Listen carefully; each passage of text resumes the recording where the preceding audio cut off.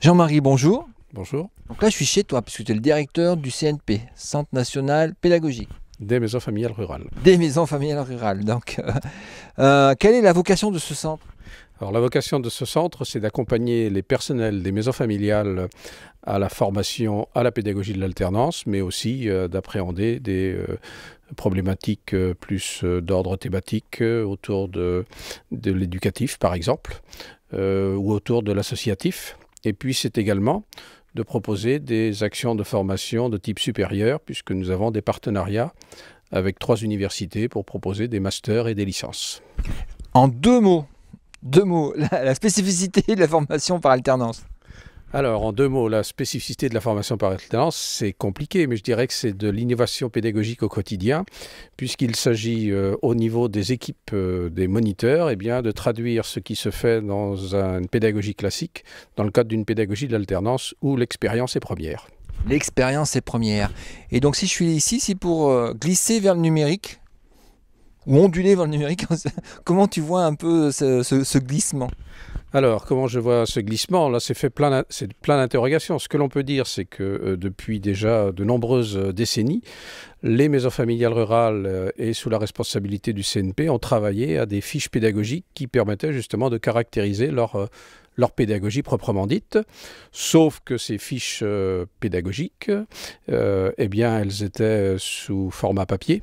Et donc, depuis maintenant quelques années, c'est questionné, ça a été questionné, et au regard des retours que nous avons eus, eh bien, nous avons envisagé un glissement ou un ondulement, je ne sais pas comment on dit, vers justement une plateforme numérique qui va traduire un saut numérique probablement important pour l'ensemble des équipes. D'accord. Parce que là, on ne l'a pas dit, mais on est dans la bibliothèque. Donc là, il y a toute une matière autour de la pédagogie assez considérable, notamment là-bas, la littérature grise, c'est tous les mémoires qui ont été faits par les gens qui sont passés ici avant. Alors la littérature grise, effectivement, c'est environ 5000 documents qui représentent des rapports pédagogiques, qui sont les traductions des productions réalisées par des moniteurs lors de leur parcours en formation pédagogique. Et puis après, on a des mémoires de licence, on a des mémoires de master, on a des mémoires de doctorat, des mémoires pour des plus anciens de DEPS. Donc il y a effectivement une production très importante. Une partie a été portée à connaissance via des publications, notamment avec l'Harmattan.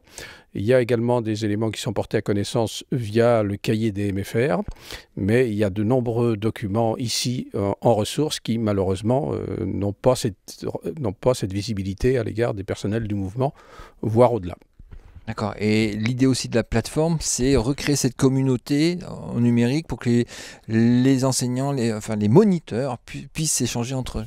Donc l'idée de la plateforme, c'est renforcer la communauté, je dirais, puisque malgré tout, elle existe, mais c'est de renforcer la communauté en créant également, peut-être ou en se basant tout simplement sur des principes relativement simples d'émulation, de production, de motivation, des principes simples de mutualisation, puisque l'une des vocations premières du Centre national pédagogique, et c'est pas moi qui le dis, c'est son premier directeur, Daniel Chartier, eh bien c'était d'abord de mutualiser toutes les expériences qui étaient vécues à l'échelle du réseau pour ensuite les formaliser un peu plus et les vulgariser après auprès de l'ensemble des maisons familiales. D'accord, très bien, on a fait le tour. C'est déjà un point extrêmement important, mais ce que je voudrais dire également, c'est que on est attaché à notre outillage pédagogique, puisque l'outillage pédagogique, ça nous permet aussi d'affirmer l'identité des maisons familiales rurales et de leur pédagogie si singulière qu'est l'alternance, et qui n'est pas n'importe quelle alternance, puisqu'on veut que ce soit une alternance de type intégratif. D'accord. Eh bien, merci. À la prochaine. Eh bien, au revoir.